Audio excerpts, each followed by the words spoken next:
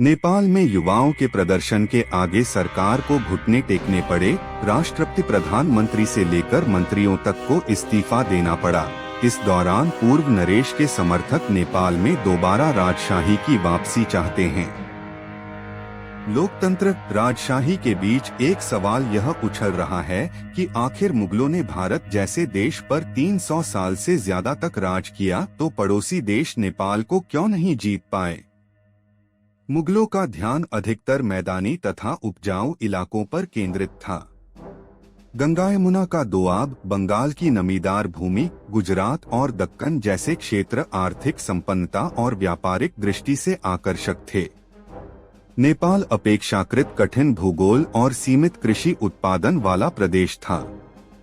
वहां से साम्राज्य को धन, कर या संसाधन कम प्राप्त हो सकते थे। इतिहासकार टॉड जे.एन.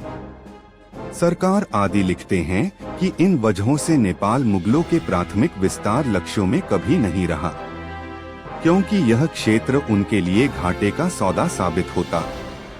उस समय नेपाल एकीकृत राष्ट्र नहीं था, बल्कि कई छोटे छोटे राज्यों काठमांडू, भक्तपुर, ललितपुर आदि में बंटा हुआ था। ये राज्य भले परस्पर संघर्षरत रहते हों, लेकिन बाहरी आक्रमणों के समय सामूहिक प्रतिरोध दिखाने में सक्षम थे। मुगल दरबार में नेपाल से होने वाले व्यापार, विशेषकर तिब्बत तक जाने वाला व्यापार मार्ग पर खास नजर रहती थी, किंतु नेपाली सत्ता ने स्थानीय किलों और पहाड़ी रास्तों पर नियंत्रण बनाए रखा। इस कुशल नीति ने उन्हें बाहरी अधीनता से बचाए रखा। नेपाल हिमालय की गोद में बसा हुआ है। यहाँ की भौगोलिक रचना में ऊंचे ऊंचे पर्वत, संकरे दर्रे, गहरी घाटियां और घने जंगल हैं।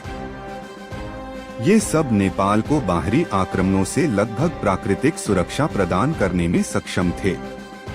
विशेष भौगोलिक हालातों की वजह से इस इलाके पर हमला करना किसी के लिए आसान नहीं था। जहां मुगल सेनाएं मैदानी इलाकों में अपनी विशाल घुड़सवार और तोपखाने पर आधारित रणनीति से आसानी से विजय पाती थीं, वहीं नेपाल की पहाड़ी संरचना उनके लिए बड़ी चुनौती थी। मुगल की विशाल सेना और भारी तोपें संकरी घाटियों व पहाड़ों में बेअसर साबित होती। उनके सैनिकों के पास इस इलाके के लिए युद्ध कौशल नहीं था। मुगल की विशाल सेना और भारी तोपें संकरी घाटियों व पहाड़ों में बेअसर साबित होती। एक और महत्वपूर्ण तथ्य यह था कि मुगलों की शक्ति घुड़सवार सेना और तोपखाने में थी। नेपाल का भूगोल तोपखाने के लिए अनुपयुक्त था।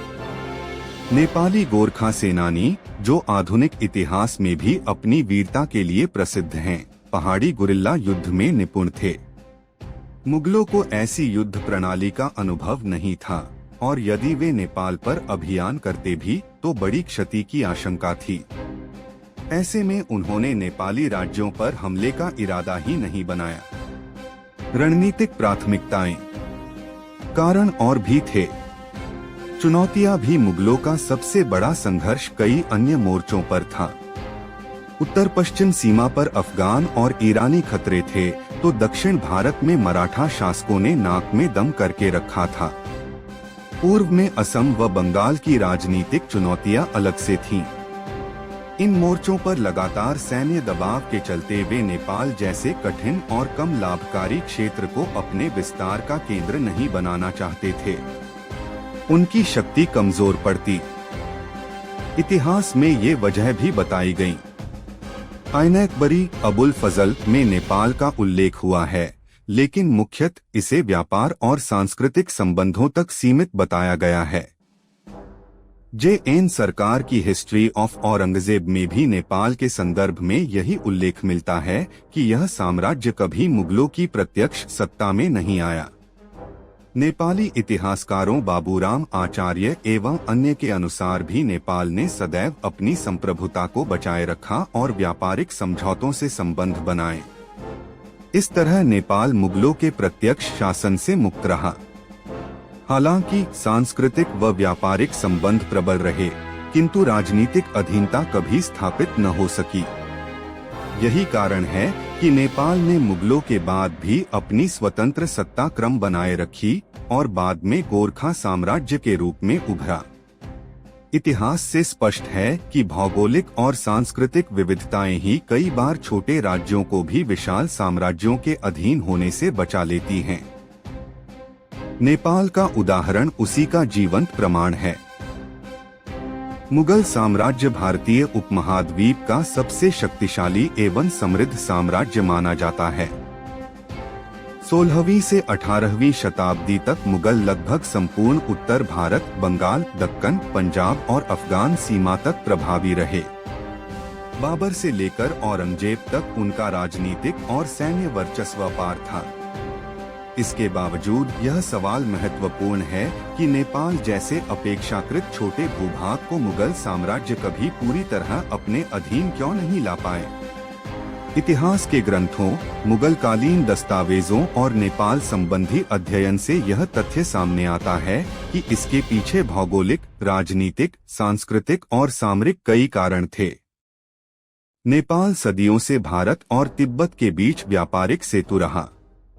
नमक, ऊन, मसाले और धातुओं की अदलाबदली यहीं से होती थी। मुगल साम्राज्य तिब्बत से सीधे संबंध स्थापित नहीं कर पाए। उन्हें नेपाल के रास्तों पर ही निर्भर रहना पड़ता, इसलिए नेपाल के साथ संघर्ष की अपेक्षा व्यापारिक संबंध बनाए रखना व्यावहारिक नीति थी। मुगलों ने अपनी इसी नीति पर जोर दिया। नेपाली शासकों ने सांस्कृतिक और धार्मिक पहचान को बनाए रखा। नेपाल का समाज हिंदू और बौद्ध परंपराओं का मजबूत केंद्र था। वहां की जनता अपनी सांस्कृतिक अस्मिता से गहराई से जुड़ी थी।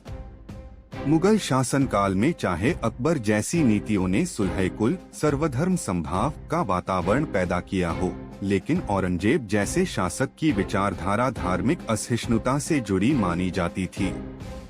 नेपाली शासकों और प्रजाजनों के लिए किसी बाहरी मुस्लिम साम्राज्य की अधीनता सांस्कृतिक खतरे की तरह महसूस होती। इस कारण नेपाल के राजाओं शासकों ने प्रतिरोध और स्वशासन को प्राथमिकता दी। मुगलों की शक्ति घुड़सवार सेना और तोपखाने में थी। यह रणनीति नेपाल में लागू करना मुश्किल था।